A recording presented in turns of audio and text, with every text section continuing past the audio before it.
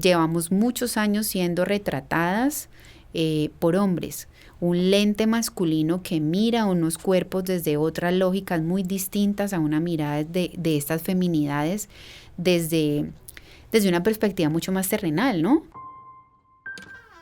Las nuevas generaciones de cineastas han comenzado a explorar universos hasta ahora poco representados, impulsando una búsqueda activa por la paridad, la diversidad y las nuevas formas de contar historias. Entre ellas se destaca nuestra invitada de hoy, Diana Montenegro García, quien ha construido una poética cinematográfica profundamente nutrida por las historias familiares, donde la luz, la sombra y el sonido comparten el protagonismo. En su obra, presente en más de 40 eventos internacionales, la mujer, su intimidad, su relación con el entorno y el paso del tiempo se convierten en los pilares de sus relatos.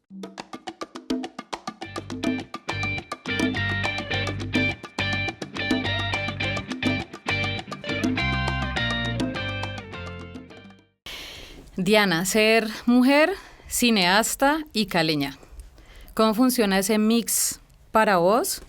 ¿Y cómo influencia tus formas de contar? Hablando específicamente del Alma quiere volar. Bueno, yo siempre he sido como no muy amiga de las etiquetas y cuando empecé con esta idea de, bueno, sí, yo quiero inclinarme por el cine, quiero hacer cine, realmente empecé a encontrarme con que hay un punto donde esas etiquetas no solamente son necesarias, sino que a veces necesitan una reafirmación y un autorreconocimiento, porque es justamente desde ahí donde el impacto de tu voz y también el sentido de lo que hacemos empieza a encontrar, digamos, empieza como a completarse. Para mí, digamos, tras mi paso en el pregrado en la Universidad del Valle, en comunicación social, pero pues con este foco audiovisual, de primerazo fue encontrarme con que no habían docentes mujeres en las áreas de guión, de dirección, ni de documental, ni de ficción, montaje. Entonces ya desde ahí hay un punto de partida que te dice al oído, hay algo que está mal y hay algo que necesita transformarse y hay unas voces que necesitan empezar a amplificarse. Y lo mismo también desde la misma fotografía, ¿no? Empiezas a darte cuenta cómo históricamente ese lugar de las mujeres empieza a ser negado, empieza a ser silenciado, empieza a ser medio mencionado y pues en mi caso por el paso por la academia pues no fue la excepción. No estoy diciendo que yo no haya llegado a conocer filmografías de directoras porque sí que vimos referentes y es desde ahí donde uno también empieza como a aferrarse a esas otras miradas, sobre todo desde el documental. Sin embargo, pues es evidente que muchos de esos nombres terminan quedando como guardados, ¿no? Entonces pasamos por un viaje de la historia del cine y los rusos y Georges Méliès, pero nunca nos hablaron de esas primeras cineastas mujeres que también... Ni las nombran, ni las nombran. Que ni siquiera aparecen. Exacto. En ninguna parte. Y luego te das cuenta cómo dentro del mismo colegaje de estudiantes y de compañeros y de pares, pues yo tuve la fortuna de que éramos varias mujeres dentro del grupo y muchas terminamos, digamos, como enfocando nuestras carreras hacia la dirección o hacia cualquier rol, digamos, que tuviera que ver con el quehacer cinematográfico. Entonces, digamos que si yo miro en retrospectiva, yo puedo decir que siento que soy parte de un cambio, digamos, generacional y también un cambio dentro de ese lugar que empiezan a ocupar las mujeres en la cinematografía nacional.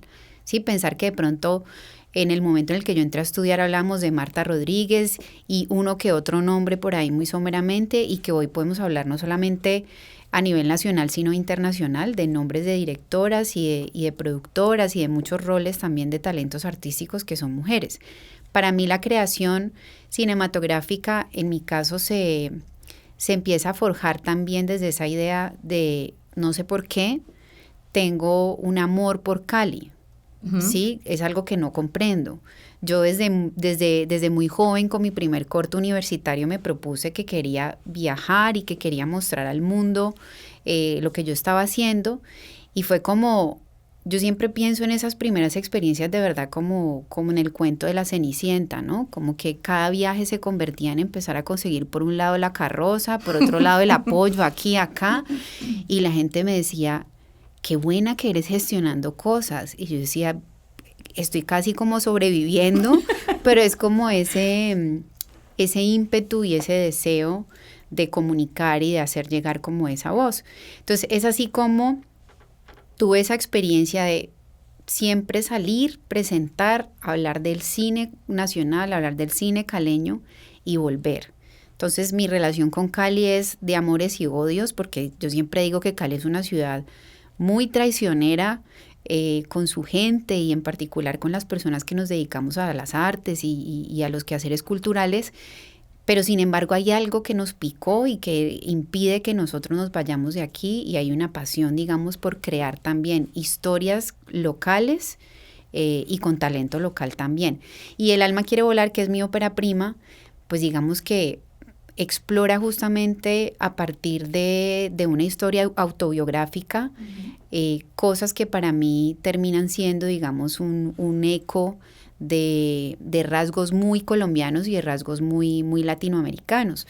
Víctor Gaviria, que le gusta mucho la película, de hecho él muy lindo, me decía, hace unos meses que nos vimos en la Feria del Libro en Medellín, me decía, es que esta es una película tan atemporal pero tan valiosa que va a quedar en la historia del cine nacional, y es una película que se puede revisitar y siempre nos va a generar esos vínculos emocionales como tan fuertes de lo que es como esa concepción también de familia.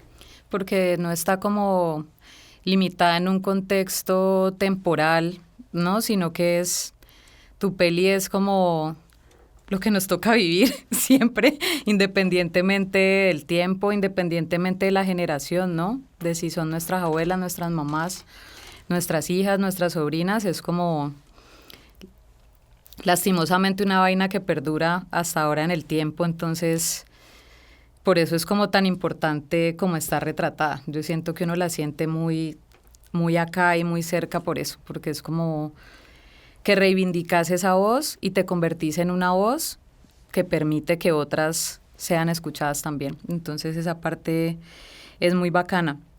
Hablas de cineastas y de pues, mujeres importantes en el cine. Tu guión del alma quiere volar lo asesoró Lucrecia Martel. Y Lucrecia tiene como un lugar muy especial para el sonido en sus películas, ¿no? Es como muy importante para ella. E igual pasa con vos y con tus proyectos, ¿no? ¿Cómo influencia Lucrecia Martel esa parte del sonido para El alma quiere volar, por ejemplo? ¿Cómo trabajaste esa parte del sonido y ella en qué aportó en ese proceso creativo que tuvieron? Bueno, yo siempre que escribo un guión me planteo cómo se va a sentir sonoramente la película de principio a fin. De hecho, siempre involucro a las personas que van a trabajar en la postproducción desde el desarrollo. Tengo esta película, va de esto y quisiera que suene así.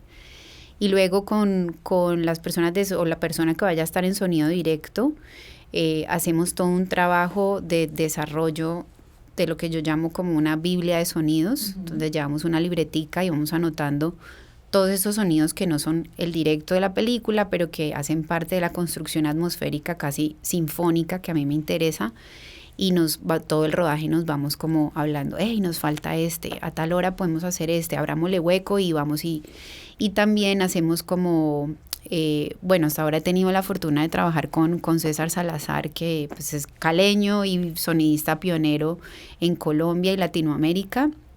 Y es una persona que tiene una sensibilidad muy, muy interesante y digamos que me copia también como en esas locuras. Entonces, por ejemplo, para el caso del alma quiere volar, hubo escenas en las que hicimos un diseño en el set de los micrófonos, ¿sí? Y mucha gente me dice, eso en post lo puedes hacer breve, eso le metes un eco, eso, efecto de radio, ahí pasa. Pero yo quería hacer implementar una serie de cosas dentro del set que me permitieran hacer la captación sonora respetando los filtros naturales del espacio. Sí, yo todavía siento que esta cosa del estudio es para engrandecer, más no para arreglar errores o mejorar cosas que en set no salieron bien. Entonces con César, por ejemplo, hacíamos todo un display para la captación de sonido con diferentes tipos de micrófonos y texturas que nos permitían, por ejemplo, captación de ambiente y conservar también la distancia natural con la que hablan los personajes. Obviamente asegurando la calidad de la captación, pero permitiendo que esa distancia sonora ya se sienta marcada desde el directo. Pues que aporte claro. a ese paisaje sonoro, a esa construcción. Sí. Entonces esta sensación, por ejemplo, de está un personaje en primer término y al fondo alguien susurra, yo tenía mucho esta idea metafórica de que quería que la película se sintiera como entrar a una casa y sentarse a escuchar lo que las paredes tienen para contarnos, ¿no? Y si uno pensara en esa metáfora en la vida cotidiana, pues qué tantas cosas, a qué sonaría la casa de cada uno de nosotros. Y a partir de eso, cuando ya enviamos el sonido a Brasil, donde trabajé la postproducción, pues fue como, este sonido directo está increíble y fue un poco como elaborar eso. Con Lucrecia, digamos que no nos adentramos mucho en el universo sonoro, pero sí hay algo que yo atesoro mucho dentro del proceso de asesoría de guión, y que tiene que ver un poco con lo sonoro y con algo que para mí es un planteamiento ya, digamos, como un statement artístico, y es que para mí es importante que desde esa lógica de producción local, para mí es importante que mis películas sean colombianas, se sientan colombianas y las personas hablen como colombianos, ¿sí? Yo tengo mucho conflicto con las películas colombianas en las que los personajes son despojados de su habla y son despojados de la naturalidad o de esa chispa también que tenemos como colombianos. Entonces, lo que me propuso Lucrecia fue, para el trabajo de los diálogos, siéntate a hablar con las personas que inspiraron cada uno de tus personajes y presta especial atención a cómo hablan, qué muletillas, qué frases dicen, qué pausas, y empieza a incorporar un poco de eso dentro de la oralidad de tus personajes. Y es así como cada personaje empieza a ser un universo totalmente individual. Su propia voz. Uh-huh. Exacto. Y como desde lo sonoro, digamos, eso también empieza como a marcar una parada. Nosotros desde Colombia, por supuesto que tenemos unos fuertes vínculos con las cinematografías latinoamericanas, brasilera, argentina, chilena, que son industrias muy fuertes, mexicana, pero hay que encontrar esas voces de identidad que nos hacen pues ser un poco lo que somos, ¿no? Y la película pues también está muy, muy cargada de eso, ¿no? De expresiones, de momentos, de miradas, de gestos, que son muy propios de las mujeres colombianas también. Sí, que siento en lo que decís como que hay un interés y un trabajo también por la artesanía de cada uno de las partes que componen la película, ¿no? Cómo construir el sonido, cómo construirse esas voces, como muy desde el detalle, como cuando uno arma una figurita en origami, que es como cada parte, y siento que eso le da mucho valor a la manera en la que construís tus películas. En ese sentido, ¿qué relación, porque estamos hablando también de un cine nacional y toda la vaina, qué relación tenés vos o cómo ves esta relación con la tradición cinematográfica local, ¿no? Esta cosa que cargamos, desde mi punto de vista, del Hollywood y de todo lo que hay atrás, pero también de la cinematografía nacional, antes muy narrada por hombres, lo que vos decías también, y en qué te acercas y en qué te distancias de eso, ¿no? Como de esa cinematografía local y nacional, desde tu mirada como directora y como productora. Yo siempre he sido muy mala para esos ejercicios referenciales, ¿no? A mí cuando viene un equipo a trabajar conmigo, bueno, ¿cuáles son tus referentes? Tengo que pensar en referentes y realmente es como una tarea que me toca hacer. Uh-huh. Y no es algo soberbio, sino que sencillamente yo sí creo mucho como en la necesidad del ayuno de las imágenes para poder desde ahí crear universos no digo nuevos, porque siento que de todas maneras hay muchas cosas que ya están inventadas y hoy en día tenemos antes una sobreabundancia de imágenes. Pero sí pienso como en lo genuino de plantearse universos que al menos sean únicos a las historias que queremos contar, a las nuevas historias. Entonces, yo pensaría que soy muy pésima dentro de, si quisiéramos hablar ya así como muy puntualmente, empezar en toda la cinematografía del grupo de Caliwood, pues no me las he visto todas, por supuesto, me da culpa, pero al mismo tiempo creo que sí hay una visión compartida y que no tiene que ver solamente con el grupo de Caliwood, quizás tiene que ver también con los que nos dedicamos a hacer esto, con los que amamos el cine, con los que amamos el sonido. Yo, por ejemplo, pensaba mucho en estos días que tuvimos un proyecto de Estados Unidos que vinieron a filmar en Cali y me dijeron, listo, venimos a hacerte un retrato a vos como cineasta caleña, contanos, mostranos tu ciudad. Y empecé yo a darme cuenta, por ejemplo, del vínculo tan fuerte que no solo en mi vida, sino creo que en la vida de muchos de los que hacemos arte en esta ciudad, el vínculo tan fuerte, por ejemplo, que existe con la música. Claro. Y con eso, digamos, se marcan unas pautas también de una visión de la vida, de lo que es vivir, de lo que es percibir nuestro entorno. Y en esa medida creo que voy con el grupo de Cali. Yo hasta diría, qué bacano ahorita nosotros poder pensar primero asociativamente, que es algo que en Cali creo que sí, en contraste con ese grupo de Caliwood, en este momento adolecemos ese pensamiento asociativo, y hablo un pensamiento asociativo real y genuino.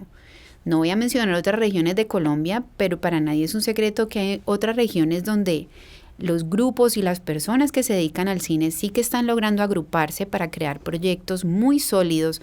Yo te colaboro, yo en el siguiente proyecto tuyo, tú me ayudas en este rol, yo te ayudo en este otro, y cómo desde ahí también como sector se empuja hacia el cambio, digamos, en políticas públicas, generación de fondos, estímulos a nivel local. Digamos que se crea un verdadero ecosistema.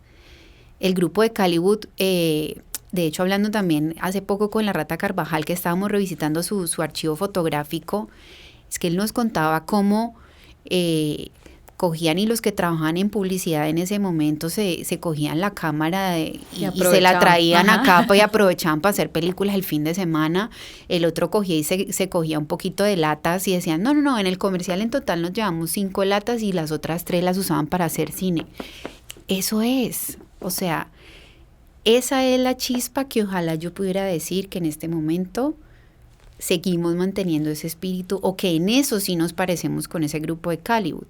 Yo, por el contrario, sí soy de la postura que uno no puede pensar en olvidar, en desconocer, y en sobre todo en no apreciar el lugar que ocuparon Luis, Mayolo, bueno, Ramiro y todo el grupo de Caliwood en lo que significó, digamos, abrir una brecha y poner una mirada en Cali como la ciudad del cine en Colombia.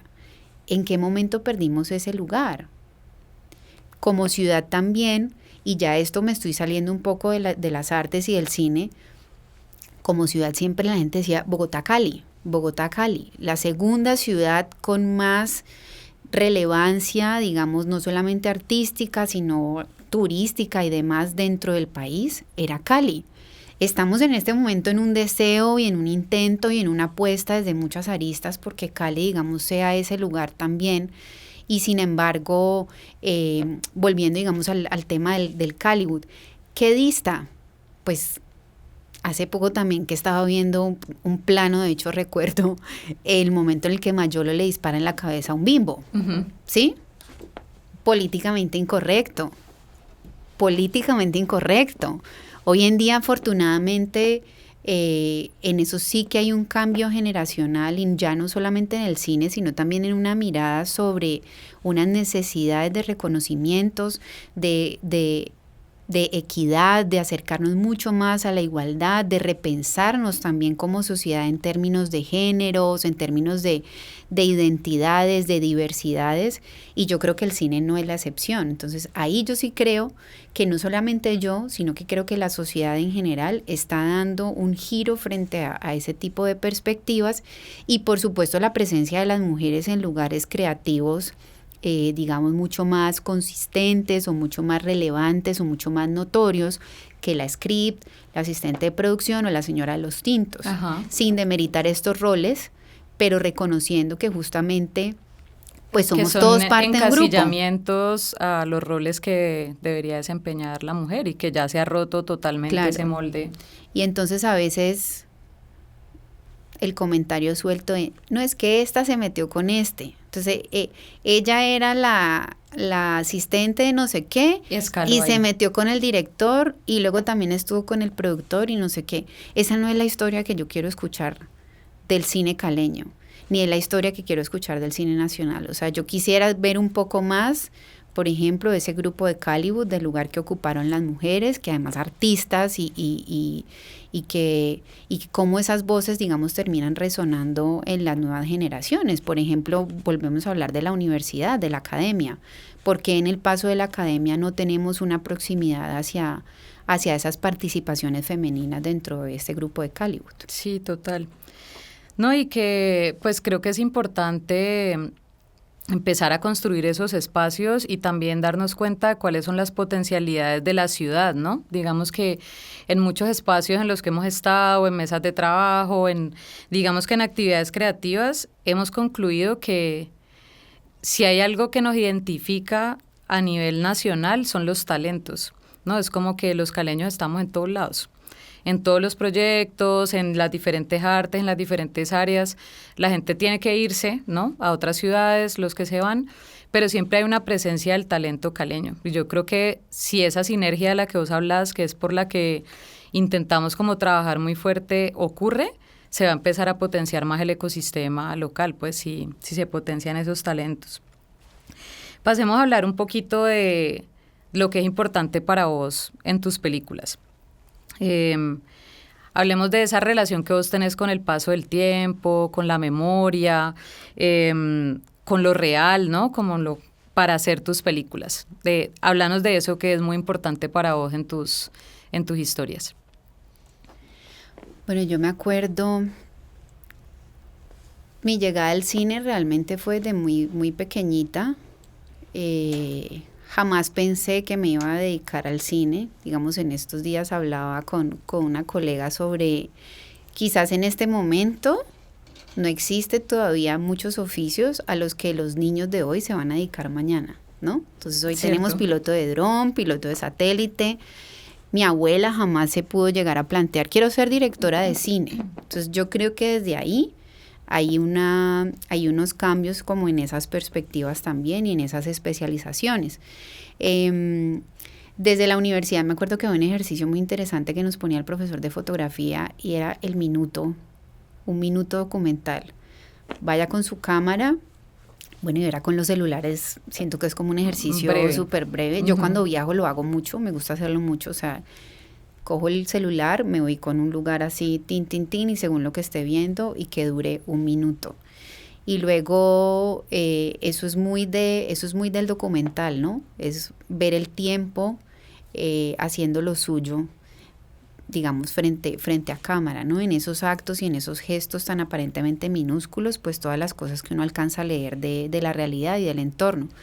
Y es así como yo, pues a partir de la universidad, yo siempre sabía que quería hacer estudios posteriores al pregrado, y es así como yo decido, digamos, finalmente estudiar documental. Entonces yo decido estudiar, después estudié documental en Rusia y luego en Barcelona, porque justamente bajo ese principio de la historia del cine como un origen de ADN documental, pues yo me he quedado mucho como con esa idea. Y también en la construcción de mis películas y mis historias, pues es el primer insumo que tengo, ¿no? Como que es el lugar también en el que me encuentro confiada y en el que siento que todavía puedo como seguir hurgando un poco más y de una manera mucho más genuina con lo que soy, ¿no? Entonces, cómo a partir de esa mirada al entorno o a lo más íntimo empieza como a hilarse una historia o algo que termine quizás sí resonando con algo macro, pero que surge justamente de un ejercicio, de una práctica de observación en la realidad. También desde la sociología, por ejemplo, en la universidad teníamos ejercicios que a mí me encantaban, que eran ejercicios de observación, bitácora de observación, y eso es algo que yo todavía conservo mucho como ejercicio a veces consciente o inconsciente. O sea, vos atesoras muchos ejercicios de la universidad para tu quehacer, para tu vida hoy en día. En realidad no es solamente como una tarea de la profesión o del oficio, sino que hace parte de las cosas que te gusta hacer en tu vida, pues se volvió importante. Sí. Chévere. Paradójicamente no era lo necesariamente relacionado con cine, porque pues era todas las asignaturas asociadas a investigación y a sociología, pero que desde ahí, digamos, fueron forjando un pensamiento también, una mirada específica sobre esa realidad. Entonces, a partir de esos ejercicios de observación, pues es como termino construyendo las historias, digamos, que a mí me apasionan y que termino, digamos, como una película de todas maneras es un ejercicio duro, de aguante. O sea, es un matrimonio, es un acuerdo de 5 años como mínimo, y por ende necesitamos que haya algo que realmente nos encienda como esa flama interior.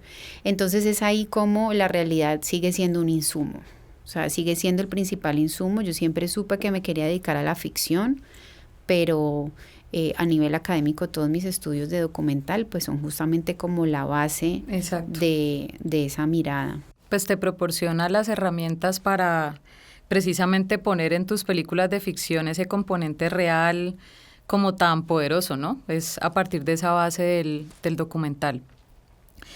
Y por ejemplo, con este tema de la memoria, el paso del tiempo, yo pienso mucho en Magnolia, por ejemplo, que es un corto pues que a mí personalmente me gusta un montón, como explorar ese amor en la vejez, que también es pues como un tema del que nadie habla, nadie mira, eso por allá abajo no existe, ¿no?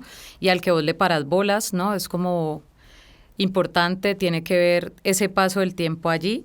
Y también en El susurro de un abedul, que también le apostás a la memoria, al paso del tiempo. ¿Qué es lo más importante para vos en esos trabajos audiovisuales con relación a eso, a la hora de construirlos? Mira, yo me he dado cuenta, haciendo así como análisis casi como psicológico de mis películas.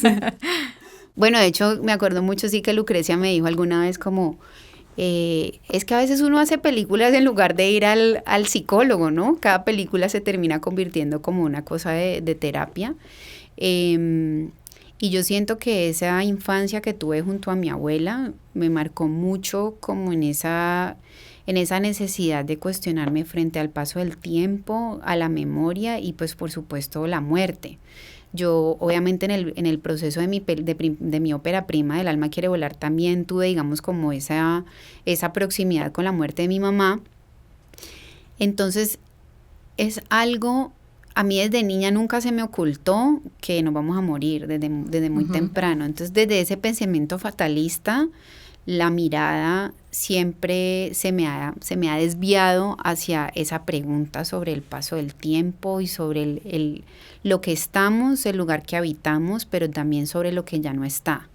Entonces para mí también hay una obsesión con los espacios vacíos, con las sonoridades que los mismos espacios empiezan como a ofrecerte frente a las personas que alguna vez pasaron por ahí o pertenecieron, digamos, a esos lugares. Y me doy cuenta que a través justamente de mi filmografía de los cortos, esa mirada sobre el paso del tiempo, por ejemplo, en las pieles, para mí era algo que era también como una obsesión en ese corto, trabajar con primerísimos planos sobre las pieles de estos personajes que después de tener una distancia se acercan y empiezan, digamos, después de mucho tiempo a tocarse, a sentirse. Y yo pienso que eso no está tan lejos pensando como en la sociedad en la que estamos hoy en día, ¿no?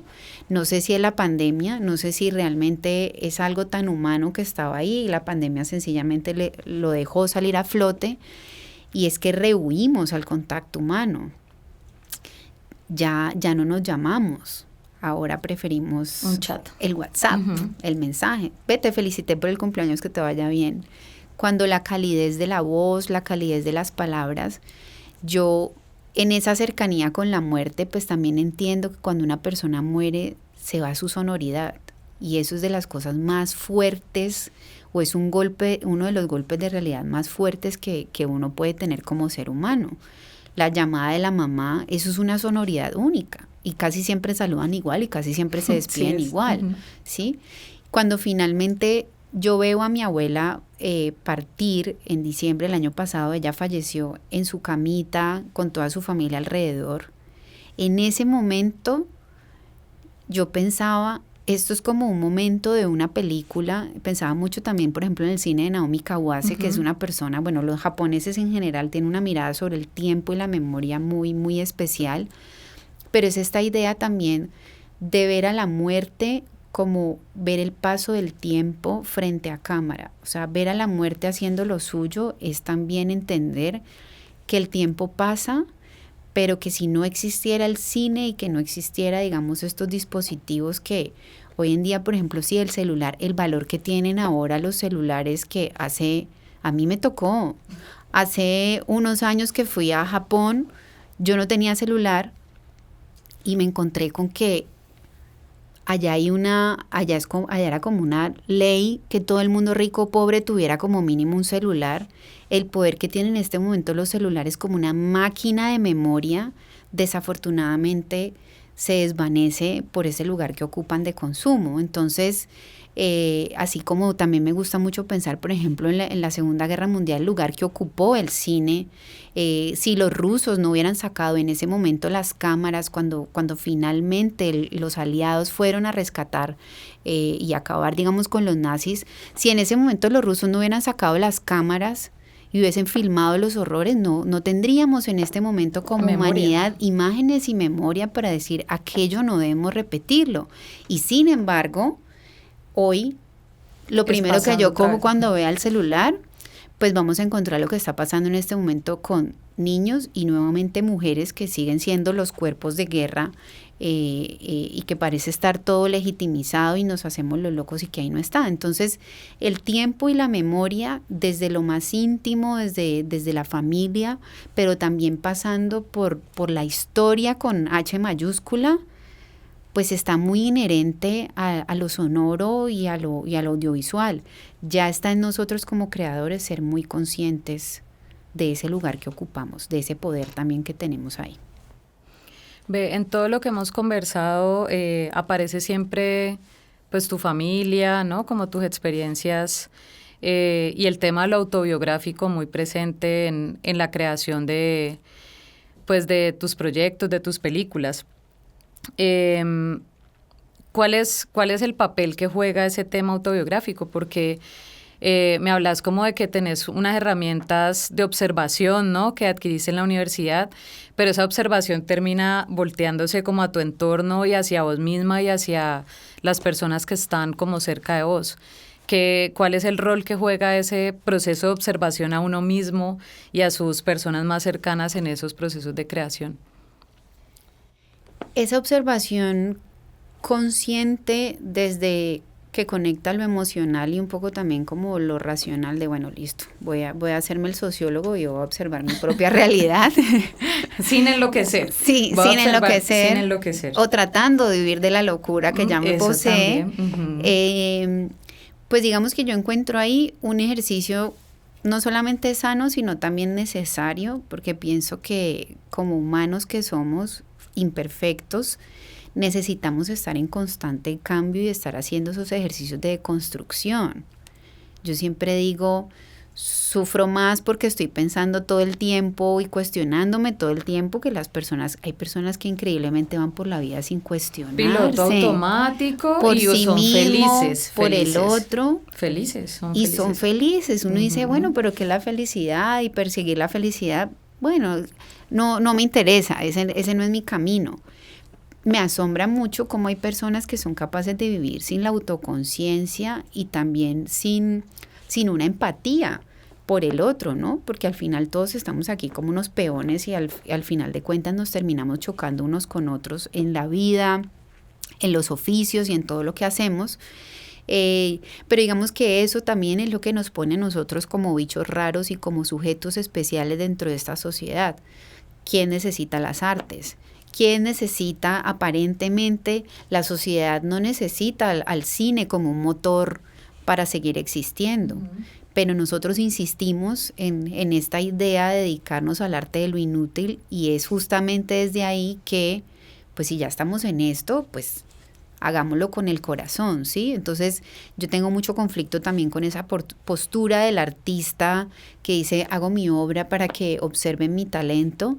Yo necesito siempre hacer un ejercicio de ir y volver, ¿sí? Es como un efecto rebote en el que yo necesito ser coherente con lo que digo, necesito ser coherente con lo que hago y cómo eso se expresa y cómo eso resuena desde dentro.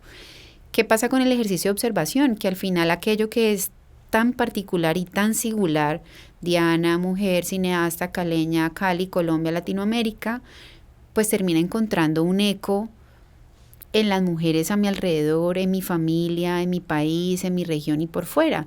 Cuando mi ópera prima El alma quiere volar se estrenó en Tallinn, en Estonia, y quedaron totalmente conmovidos por la película. Y uno pensaría que no tiene nada que ver con las mujeres nada que ver. de Estonia. Claro, y entonces en Mannheim, después en Alemania, dijeron, qué película tan tierna. Los alemanes, ¿sí? Entonces digo, ¿cómo hay unas perspectivas? Porque al final todos nos conectamos desde un nivel de humanos, y ese, por ejemplo, es el cine que a mí me apasiona, el cine que necesita que el espectador se conecte desde lo emocional, desde lo racional también, y complete, digamos, el discurso de la película. En mi caso, entonces, esa observación particular empieza a encontrar que es que mi tía se parece a las tías de un montón de personas. Que es que mi abuela realmente es como una figura de la abuela típica latinoamericana, y es así como encuentro que quizás ese ejercicio de observación tan particular termine sí teniendo un eco. Un eco grande.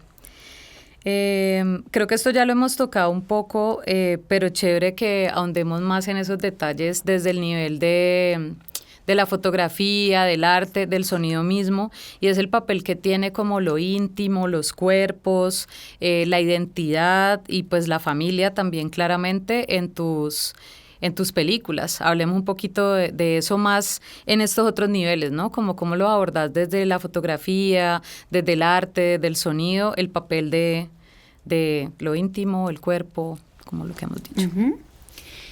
Bueno, a mí me gusta siempre pensar como en la idea del equilibrio, ¿sí? O como el yin y el yang, o la luz y la oscuridad, o el silencio y el ruido, ¿no? O el sonido. La película o las películas para mí, en la medida en que se consideren, digamos, esta idea de equilibrio, pues en esa misma medida vamos a tener imágenes que no son planas, sino imágenes que nos ofrecen, digamos, contrastes. Para mí, por ejemplo, siempre ha sido muy relevante la presencia de la sombra. La presencia de la sombra en fotografía como una extensión del interior de los personajes, esos interiores, bueno, en el caso del alma quiere volar, pues unos interiores atormentados, delirantes, y entonces la sombra empieza a ocupar un lugar proporcionalmente casi igual al de la luz, o incluso muchas veces tiene más presencia que la luz, y que eso tiene mucho que ver también como con nuestra esencia humana, al igual que el silencio, ¿no? A veces, de hecho, en esos ejercicios de ayuno, cuando el ejercicio de ayuno del artista, siéntese frente a una pared blanca totalmente en silencio, y eso es un ejercicio de relajación, pero también de ayuno visual y sonoro, pues no es fortuito también que esa ausencia de sonido, y a veces dentro del diseño sonoro me encuentro con esa particularidad. Oye, pero esto no está como muy silencioso, metámosle aquí como una capita. Como una cosita que haga... Y en eso los gringos, o sea, Hollywood... no toleran el silencio. Coge una película gringa y te vas a dar cuenta que no solamente los tracks de efectos están todo el tiempo, sino la música. Violincito por allá. inclusive hay unos sonidos como de expectativa que entran y tu. Entonces te que das se cuenta, convierten tan en paisaje que vos no los percibís, no te das claro, cuenta que está tan atestado de y entonces ahí sonido. es que uno dice, cuando la gente se aproxima, digamos, el público en general no especializado se aproxima a ver una película colombiana, de cine de autor, festivalera, que se dedicó, digamos, a hacer otro tipo de trabajo sonoramente, pues la gente, qué película tan aburrida. Sí, porque no hay esta cosa de esa emocionalidad o ese efectismo que todo el tiempo te quieren dar como punch de efectos para que no, para Pues que que es no como te una sobreestimulación al espectador. Exactamente. Y esto desde la oralidad, desde la música, eso también pasa mucho, por ejemplo, desde la producción musical. Cuando vos le decís a ciertos artistas, mira, hay esta película, podemos hacer una pieza aquí, podemos hacer una pieza acá, podemos hacer otra pieza acá, y entran violines y entran no sé qué. Y es como, no, yo sencillamente quiero un momentico ahí, algo que se parezca, o quiero algo solo en la totalmente escena silencioso. donde están bailando ahí, de ahí nomás Sí. no necesito más. Y en eso me doy cuenta cómo el cine, que aparentemente la sociedad no lo necesita, pero cómo el cine sí que ha tenido desafortunadamente el cine, digamos, norteamericano, que es como el que tiene o el que ocupa, digamos, nuestras taquillas, cómo tiene una injerencia tan grande en las maneras como nos percibimos, ¿sí?, como sociedad, pero también en la manera como llegamos a percibir o acercarnos a cualquier otra cosa que no es cine norteamericano. Entonces desde ahí empieza uno a darse cuenta que aquello que nosotros hacemos también se vuelve como una labor muy quijotesca desde ahí. Entonces yo desde la apuesta, por ejemplo, visual, sonora y desde la dirección de arte, tengo esa mirada un poco más radical de presencia de la luz y la oscuridad. Desde el arte también tengo mucho conflicto con la falta de relación con los objetos. Uh-huh. Hay muchas películas, inclusive colombianas, donde los objetos hacen parte del decorado y sujeto lleva hacha o machete. Pero no hay un vínculo orgánico con esos objetos. Yo, por ejemplo, desde el arte hago parte de la cacería de objetos, hago parte de la cacería de vestuarios. Me gusta mucho trabajar con vestuario preexistente de las personas que van a interpretar los personajes por la organicidad, digamos, que encuentro en eso. Cuando uno le pasa un vestuario a una persona, y sobre todo yo que trabajé con personas de la tercera edad, me decían mucho, yo me siento muy cómoda con mi ropa, desde la ropa interior hasta la ropa exterior que tenían. Entonces, para mí también, además, estamos también en una sobreabundancia. El tema de la ropa se ha vuelto una crisis ambiental. Tenaz, sí. Y acá en Cali yo me maravillo, me parece espectacular que cada vez más hay más roperos. Uh-huh. En Siloé, en la calle Quinta. Y para mí eso, digamos, es un insumo buenísimo para estas producciones. O sea, esta idea de pensar en darle un segundo uso y una segunda vida a artículos que ya están por ahí circulando, para mí eso es fascinante, y qué rico que el cine como arte también pueda proponerse ser un poco más sostenible desde ahí, no solamente por no usar icopores, ¿sí? Uh-huh. Y el sonido también un poco lo mismo, lo que hablamos ahora. Entonces, para mí los momentos de silencio también son muy relevantes, los necesito, es como una quietud del alma y del ser, y qué rico aprovechar que tenemos una sala de cine con un espectador que va a ver la película y se permita tener un momento de silencio, de observar. Y en ese caso, por ejemplo, los cuerpos para mí también era un statement muy fuerte de mi primera película. Llevamos muchos años siendo retratadas por hombres, un lente masculino que mira unos cuerpos desde otras lógicas muy distintas a una mirada de estas feminidades desde una perspectiva mucho más terrenal, ¿no? Y en eso para mí los cuerpos eran muy importantes. Esos cuerpos reales, imperfectos, chuecos, chiquito, gordito, bajito, o sea, para mí eso era muy relevante y hace parte también de esa sororidad femenina que me interesaba construir en la película. Diana, cuando vos estás bajita de energía, aburrida, ¿Qué te sube el ánimo?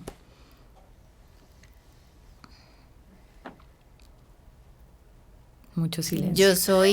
Yo soy adicta al chocolate. Ahora estoy pues chocolate con stevia, sin nada, no sé qué, bla, bla, bla, todo el cuento, pero yo soy adicta al chocolate. Muy adicta, muy. Entonces el chocolate es como mi primer antidepresivo. Fuerte, fuerte. Y luego... Fuerte, importante, sí. Y luego la música. La música ha acompañado mi vida totalmente, totalmente. Entonces, y para mí la música desde a veces un poco masoquista, estoy down, busquemos música down. Potenciemos las emociones. Potenciemos las emociones. El metal para mí siempre ha sido un lugar liberador. Bueno, fui momia durante toda mi adolescencia, entonces el metal para mí es un lugar. El cine, por el contrario, yo creo que me deprime más. Entonces, por ejemplo, digo, uy, hoy es un domingo, estoy cómoda, me voy a ver una película. No. No apelas al cine para esa No tarea. soy ese sujeto. No soy ese sujeto porque reconozco que como cineastas estamos muy viciados y nos cuesta ver una película como un espectador común y corriente. Uh-huh. Inclusive si es alguna de Hollywood que solamente nos propone entretenimiento y no quiere que pensemos. Entonces no busco el cine. Para mí está el chocolate y la música. Chocolate, música. Cuando eras niña, ¿qué querías ser cuando fueras grande? Eso real, lo primero que uno quiere ser. Ingeniera de sistemas. Ay, padre celestial, me lamento ¿en serio? tanto porque en este momento sería Bill Gates, quizás o Bill Gates. Bill Gates, luego yo. Sí, me lamento tanto, tantísimo. Sí, yo era muy crack cuando recién llegó el primer computador a la casa por allá en los 90s. Yo era un animal con los computadores, desarmaba, armaba. Un día mi papá se fue y yo por instalar un jueguito, resulta que dañé el sistema operativo y me conseguí el teléfono del técnico que iba ahí. Yo le dije, señor, ayúdeme. Yo tenía como 10 años, señor, ayúdeme. Necesito reinstalar todo el sistema operativo antes de que llegue. ¿Cómo así, Titi? Y en remoto por teléfono de cuerda me ayudó y reinstalé todo el sistema operativo. Entonces, para mí siempre fue, inclusive estudiando comunicación social en tercer o cuarto semestre, quise hacer un reversazo de carrera. O sea, estuve a tiempo y no lo hice. Pero sí, ingeniera de sistemas. Vea, pues, eso sí es toda una sorpresa. Todo, mejor dicho, un dato del podcast. Sí. Contanos la anécdota que más recordés de tu ingreso al medio audiovisual. Ay, la anécdota que más recuerdo de mi ingreso. Es que casi siempre son malas. Casi siempre son negativas. También, pues. Casi siempre son negativas. Y volvés a ¿por qué no estudié ingeniería de sistemas? Y volví a ¿por qué no estudié ingeniería de sistemas? Pero alguna vez, de hecho con mi primera película, ¿no? Esos procesos de pitch, que los detesto y creo que el pitch o se reinventa o desaparece, porque siento que no es como el lugar para terminar de valorar un proyecto, ¿no? Porque ahí estás valorando qué tan no nerviosa es una persona. Exacto. Sí. Uh-huh. Qué tan hábil sos para la oratoria, o para mentir, o para buscar el ángulo a las cosas. Pero recuerdo mucho en algún momento de un pitch de mi primera película, que alguien me dijo que a quién le interesaría ver una película de mujeres maltratadas, que pues como que qué pereza. Uh-huh. Ante lo cual callo, ¿sabes? Porque mi mamá siempre me enseñó que como es palabras necias, oídos sordos, pero al mismo tiempo ese tipo de anécdotas pues se convierten como en el empujón de anda a hacer y entender por qué no sos ingeniera de sistemas y sos otra cosa.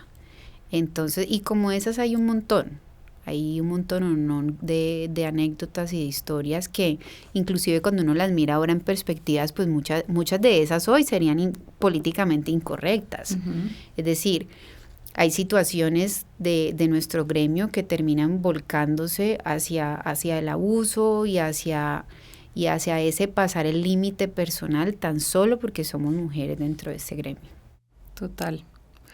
Bueno, Diana, muchas gracias. Hemos terminado nuestra entrevista. Vale, muchas gracias a usted. Muchísimas gracias. Si te gustó este episodio, apóyanos con 5 estrellas, una reseña o compartiéndolo en tus redes sociales. Takechima Podcast es una producción de Estudios Takechima bajo la dirección de Jaime Tenorio. Está disponible en YouTube, Spotify, Apple Podcast y demás plataformas de audio. Comité conceptual, Ángela Trejos Collazos, Carlos Jair Huasa Caicedo, Juan David Hernández Caviedes. Dirección y producción, Ángela Trejos Collazos, Juan David Hernández Caviedes. Diseño de producción, José Luis Urriago Novoa. Dirección de sonido, Carlos Jair Huasa Caicedo. Dirección de fotografía y montaje, Camilo Marulanda. Asistente de fotografía, Suani Cuau Montenegro. Grabación, mezcla y musicalización, Sebastián Ortiz Castro. Asistencia de sonido, Juan Daniel Montenegro, José Orlando Garzón. Comunicaciones, Ángela María Castaño. Community Manager, Natalia Naconas. Diseño gráfico, Michel Morales. Estudios Takechima es una unidad administrativa especial adscrita a la Secretaría de Cultura. Alcaldía de Santiago de Cali, 2024.